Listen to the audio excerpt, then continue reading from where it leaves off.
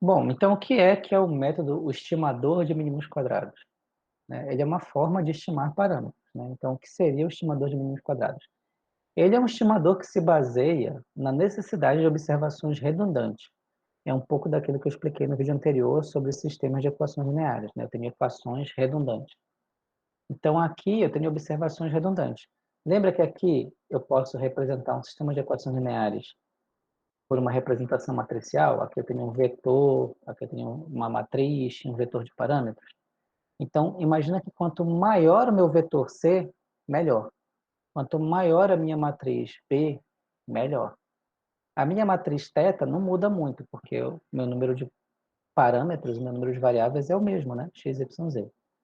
Então, o que ele quer que aumente aqui são as observações redundantes. É o tamanho do vetor C, tamanho da matriz B. Tá? E com isso, ele vai tentar estimar com maior precisão os parâmetros. Tá? Então, vamos voltar aqui. Então, imagina que no meu sistema, o que a gente faz?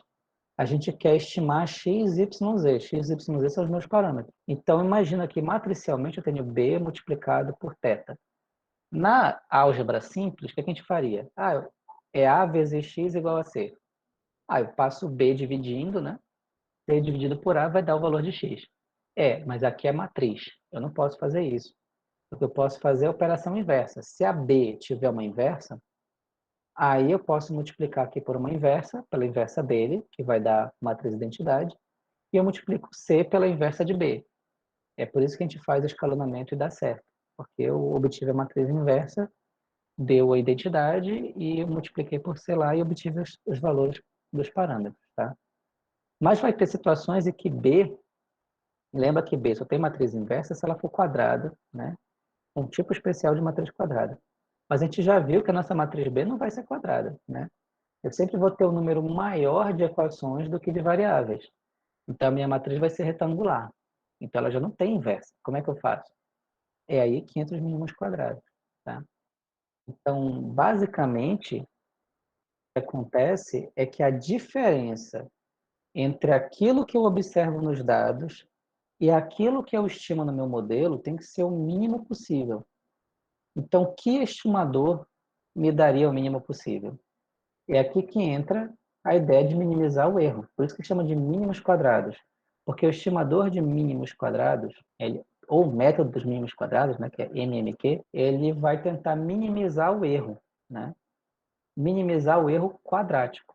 É por isso que é o método dos mínimos quadráticos, que é o método que permite obter o mínimo erro quadrático, tá? Então, vamos lá. Como seria isso, então? Imagina que a minha série estimada, aquilo que eu quero estimar, ou seja, imagina que esse f aqui é o meu z de t estimado, certo? Então, ele vai depender de beta até beta n, ele vai depender de um conjunto de parâmetros. Então, eu preciso que a minha... Não, na verdade, isso aqui não é estimado, isso aqui é a minha função erro, tá? Então, f é uma função erro que depende dos parâmetros. E o que é que eu quero dessa função erro? Que a somatória dos quadrados dos erros seja a menor possível. O que é que eu erro? Não é eu pegar a minha série e subtrair do meu estimador de tendência, tem até que colocar um chapeuzinho aqui, né? Tá errado aqui. Então, eu quero pegar a minha série, subtrair do estimador de tendência, isso aqui é o erro simples. Se eu elevo isso aqui ao quadrado, é o erro quadrático. Se eu somo tudinho, isso é o erro quadrático. Claro, se eu dividir isso por n, é o erro quadrático médio, né? Mas como o n aqui não faz diferença nenhuma, então isso aqui eu quero que essa minha função erro, esse f, a função erro, seja a menor possível, tá? Então, o que é que vocês aprenderam de cálculo 1? Eu quero encontrar o mínimo de uma função. Aqui, ó, a função erro. Para encontrar o mínimo de uma função, eu preciso fazer o quê? Eu preciso pegar a função, derivar e igualar a zero. Porque quando a derivada é igual a zero, é o ponto de máxima variação. Isso significa que ele é ou mínimo ou ele é máximo, tá?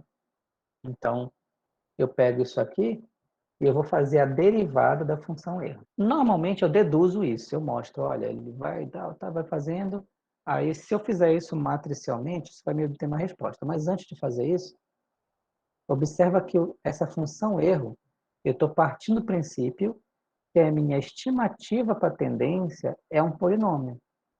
Então, é isso que eu vou fazer. Eu vou pegar o polinômio que eu desejo, sei lá, primeira ordem, segunda, não sei. É o polinômio que eu desejo e eu coloco aqui no lugar. E aí eu faço a derivada da função f. E é assim que vocês vão aprender na outra matéria, tá? E vocês vão aprender isso analiticamente. Se eu fizer isso no formato matriz, lembra que isso aqui é um vetor e T, na verdade, vai ser uma matriz, tá? Isso aqui é um vetor e eu vou ter esses vários termos aqui que vão gerar uma matriz.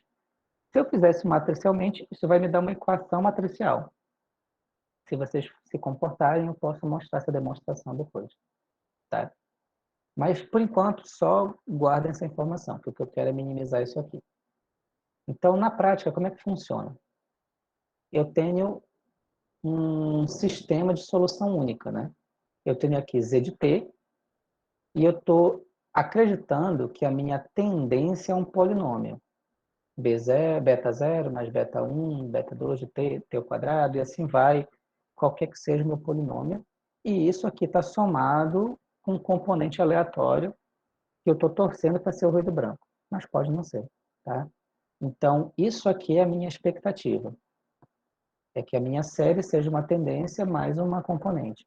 E essa tendência vai ter esse formato aqui, tá? A minha série, ela é um conjunto de dados, ela é um vetor.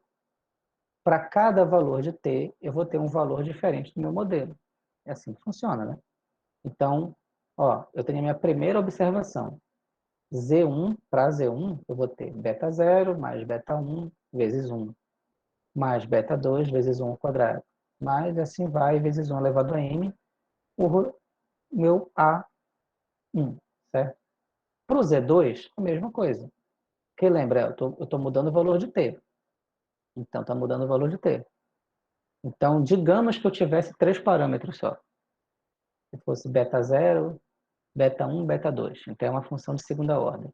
Então, só 3 equações seria o suficiente para calcular o valor de beta 0, beta 1 e beta 2. Só que isso não me daria muita precisão, daria um erro grande. Vocês podem até experimentar brincar com isso, né? Pega só um pedacinho do teu vetor, calcula por sistema ali o valor dos betas e depois faz por mínimo quadrado. Você vai ver que vai dar uma diferença grande, tá? Como eu quero minimizar o meu erro numérico, aí eu faço isso para todos os valores de z de t. Aí isso vai me dar um sistemão que eu tenho m variáveis e n equações, onde esse n aqui tem que ser muito maior que m. Então, digamos que se o meu n é 100, então o meu n está ok, ser 5, 10, entendeu? Que aí garante que tem uma redundância boa. Então, basicamente, o que eu vou fazer, ó, Z1 é um número, Z2 é um número, Z3 é um número. Vamos fazer de conta que eu conheço o resíduo. Se eu conheço o resíduo, então isso aqui são números também, certo? Os betas eu não conheço, eu conheço 1, 2, 3, eu conheço. Então, só não conheço os betas, né? Então, se digamos são só 3 betas, é uma equação de segundo grau, então eu calculo o sistema, obtenho o valor de beta, certo? Simples, né? Mas a vida, meus carinhos, é uma caixinha de surpresa. Por quê? Porque na vida prática, a gente não conhece A. Eu não conheço A1, A2, A3. Então, eu tenho que calcular esse cara todinho sem saber quem esse cara é. Então, basicamente, essa é a ideia, né? Eu pego esse cara aqui, esse pessoal todo, menos isso. Mas aí, calma aí, eu não sei quem é beta zero também. Então, continuamos com o problema. Calcular por sistema não funciona, certo? Ao menos assim. É aí que entra o tal do estimador dos mínimos quadrados. O que é que eu fiz? Eu peguei esse sistema aqui, e transformei numa matriz. Vou já responder a pergunta da Nicole ali. Aqui, gente, o meu erro é esse vetor. É o vetor A. Por que que ele é o erro? É o resíduo, na verdade, né? Eu não conheço ele. Se eu não conheço, ele é o resíduo, né? Porque eu estou querendo conhecer o beta, né? Então, eu transformei aquele sistema na forma matricial Da mesma maneira que nós tratamos lá com sistemas. A diferença é que lá eu tinha só essas 3 matrizes aqui, eu não tinha essa. Porque eu não tinha um conjunto de valores que eu não conhecesse. Aqui eu tenho, então eu tenho que somar. Então, se eu jogar isso para minha forma matricial, eu vou chegar nessa expressão matricial, né? Aqui eu coloquei Z barra, vai parecer média, né? Não, não é média. Depois eu vou achar uma nomenclatura melhor. Acho que eu vou colocar só Z maiúsculo, negrito, para vocês saberem que é uma matriz. Eu vou chamar essa matriz aqui com os numerozinhos do T, chamar de T maiúsculo negrito. E aqui, gente, são os parâmetros, que não precisava dessa barra. Eu vou trocar tudo por chapéu, tá? Que é a estimação. E o A é um vetor, que eu não tenho aqui também. Então, esse é o formato. O que a Nicole está perguntando é, peraí, e se eu fizer o módulo da diferença, eu posso achar o erro? Ou seja, eu pego isso aqui, passo para cá subtraindo, né? Fica Z menos T maiúsculo vezes θ, né? Isso vai me dar o valor de A.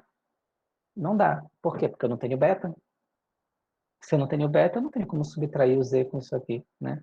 Não vai dar certo. Então, não tenho como encontrar. O que eu preciso é fazer uma técnica de otimização aqui. Então, o que é que eu faço? Eu quero achar o mínimo A. Então, eu pego Z, a matriz Z, menos a matriz T vezes θ, e faço a derivada matricial disso, igual a zero. Isso vai me dar o menor A possível, né, com todos os parâmetros de θ. É o que a gente vê em cálculo 1. Aí você vai ter toda a demonstração disso aqui, que eu vou pular e vou chegar direto na resposta. Qual é a resposta para a derivada de A?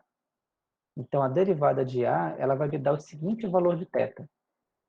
Ela vai me dar esse estimador de θ, que vai ser a transposta da matriz T vezes a matriz T, a inversa desse produto, vezes a transposta da matriz T, vezes o meu vetor Z. Então, para calcular o meu θ ótimo, os betas aqui, eu preciso dessa matriz e desse vetor. Aí sim, funciona aqui. Esse negócio aqui, esse produto bem aqui, é o que a gente chama, na verdade, de pseudo-inversa. Tá? É a matriz pseudo-inversa. Então, na prática, é como se eu tivesse passado dividindo. Se eu fizer essas operações aqui, esse θ vai obter um melhor valor para os betas, de tal maneira que o erro seja o menor possível. Como eu sabia que nessa aula não ia dar tempo, eu faço a demonstração para vocês entenderem melhor na próxima aula. Mas aqui, essa equação é o que a gente chama de estimador de mínimos quadrados. Esse aqui é o formato matricial. Você pode chegar nos mínimos quadrados fazendo a derivada igualando a zero. Só que isso dá um trabalhão e você, no geral, só consegue fazer para a primeira ordem ou segunda ordem, porque se ficar acima disso, você vai passar o resto do teu mês fazendo cálculo, tá? Agora, com matrizes, não. Você multiplica tudo e dá certo, tá? Então, basicamente, o meu θ é quem? São as estimativas para esses betas aqui, tá? Eu vou mostrar na prática e na próxima aula eu vou mostrar melhor essa teoria aqui, tá? Então, aqui eu vou dar esse exemplo para esses dados. Eu tenho aqui o consumo de energia elétrica no Espírito Santo, tá? De 1968 a 79. Esses dados estão disponíveis, inclusive no site do livro. As amostras foram colhidas mês a mês. Então, vamos lá. Está aqui, ó, o formato dos dados é esse. Está aqui ano, mês, energia. Tá? Isso aqui é uma planilhazinha. Qual é a primeira coisa que a gente tem que fazer, gente? Foi que eu ensinei para vocês quando a gente vai fazer modelagem. A gente plota, eu espero que vocês falem em casa, né? A gente plota, a gente analisa os dados, depois a gente faz o quê? A gente separa dados para modelagem e dados para teste, tá? Então, vamos lá. Então, eu estou partindo do princípio que o meu modelo só tem tendência, eu não estou enxergando nenhuma sazonalidade aqui, a tendência está sempre crescendo, ele é monotônico. Ok, posso usar mínimos quadrados. Então, eu quero estimar essa tendência e quero extrair esse resíduo aqui. Vamos lá. Separei. Isso aqui, gente, foi só para exemplo, tá? Porque é claro que numa série com 143 amostras, Eu não vou escolher 24 amostras para modelagem, lógico que não, tá? Eu escolheria bem mais, eu escolheria 120, até porque aqui no final tem esse pico maldito aqui, que vai gerar esse erro, né? A gente vai ver daqui a pouco. Então, mas ok, vou pegar 24, que é só para ficar mais fácil de entender. Então, essas 24 amostras eu vou estudar, certo? Porque ela representa 2 anos, né? Então, a gente vai fazer a modelagem e depois vai fazer a previsão. Então, tá aqui. Para esses dados, eu vou aproximar para o modelo de primeira ordem. Então, eu vou considerar que a minha série é beta 0 mais beta 1 vezes t mais a de t, certo? Se eu fizer isso, agora eu vou só dar o resultado. Na aula que vem eu vou mostrar as matrizes todas, tá? Se eu fizer isso, e eu fizer a estimação por mínimos quadrados, aqui eu não usei Python, aqui eu usei MATLAB. Então, eu obtive um beta 0 de 68,0742, beta 1, 4,2387. Aí eu vou pegar esses valores e vou jogar aqui, tá? E vou calcular só a tendência separada do resíduo. Então, ó, essa curva verde é o meu modelo. E esse azul é a minha série original. O que é que eu faço? Eu pego a série original e subtraio do meu modelo. Isso vai me dar o meu resíduo, tá? A Nicole fez uma pergunta muito boa. Ela viu os dados originais e ela viu que tinha esse pico bem aqui, né? Imagina que eu peguei dados para modelagem bem aqui, ó, onde está o meu cursor, tá? Aí eu modelei a partir daqui e daqui para frente eu vou testar. Digamos que eu obtenho um modelo, sei lá, de terceira ordem, que ele vai subindo e tal. Quando eu vou fazer o teste, o que é que eu espero com isso? Que quando eu fizer o teste, o meu modelo ele vai fazer o quê? Ele vai indicar que a coisa vai subir assim, né? E é lógico que bem aqui nesse pico vai dar um erro enorme, isso já é esperado. Então esse erro vai puxar lá para cima. Olha, você tem algumas opções na vida. A primeira opção é deixar assim mesmo e aceitar o teu erro lá para cima. Só que isso é injusto, porque você tem uma cara de outlier, né?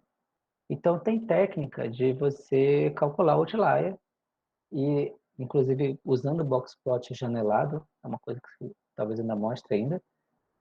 E a gente pode, inclusive, aqui nesse caso, eu excluiria essa amostra, porque ela é uma amostra só. Então, eu calcularia o erro para os dados de teste, excluindo o outlier, e isso me daria um erro um pouco mais confiável. Mas o ideal é que para você poder fazer isso, você tem que provar que você é um outlier. Então, você teria que usar técnicas de detecção de outlier em séries com tendência. Tá? Isso é uma coisa que eu ainda não vou ensinar agora. Mas, basicamente, Nicole teria que ser assim, porque claramente esse pico geraria um erro muito grande no teu teste. Aí você poderia, olhando só para o resultado, dizer, meu modelo não presta. Não, de repente ele até presta. Ele até faria boas previsões. Só que isso aqui está atrapalhando. Né? Então, essa foi a pergunta da Nicole. A Roseli vai fazer uma pergunta, mas vai ser fora do vídeo.